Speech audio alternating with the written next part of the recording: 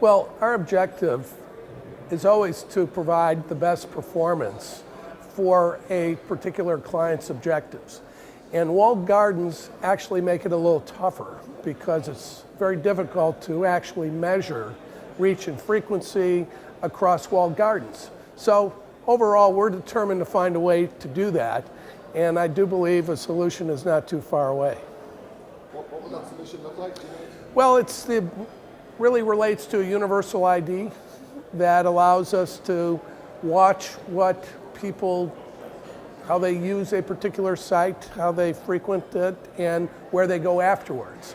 And to the extent that we have a large universe of universal IDs, it will allow us to do a better job of tracking performance across the walled gardens, which today is very difficult to do.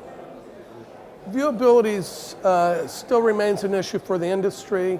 I think it's important to point out that our ads, when displayed, have one of the greatest chances of being viewed.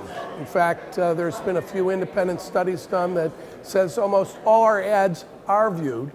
And in fact, we have taken a position that if an ad isn't viewed, we won't pay for it. And I think that's a very reasonable position to take, because show me the guy that can argue, or woman, that we should pay for an ad that isn't seen, and make a convincing argument, and we'll hire them.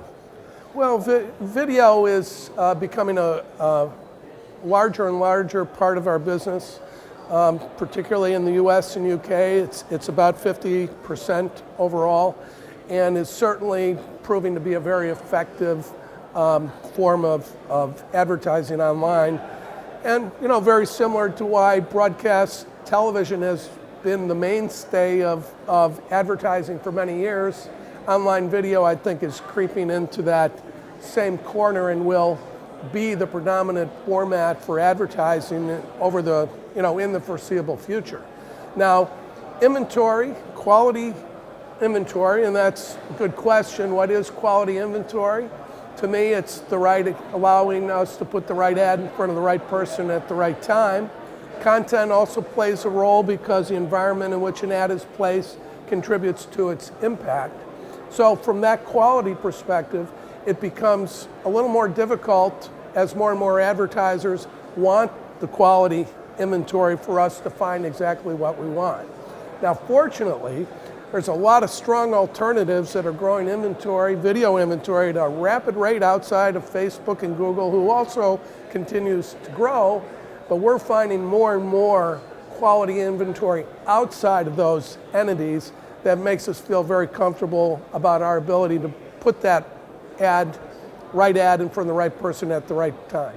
Well, the value chain has been blurring for a number of years, and agencies continue to evolve their business models. So if you go back to 2007, when Martin Sorrell bought 24/7 Media, which was my company, people thought, wow, he's buying technology. No holding company was buying technology in those days. In fact, until recently, you're now seeing some of the holding companies jump in and buy technology. Martin believed in the application of it, and as a result, it's a great example of how the value chain started to blur, because other companies are getting into the creative agencies business and vice versa, and business models continue to evolve.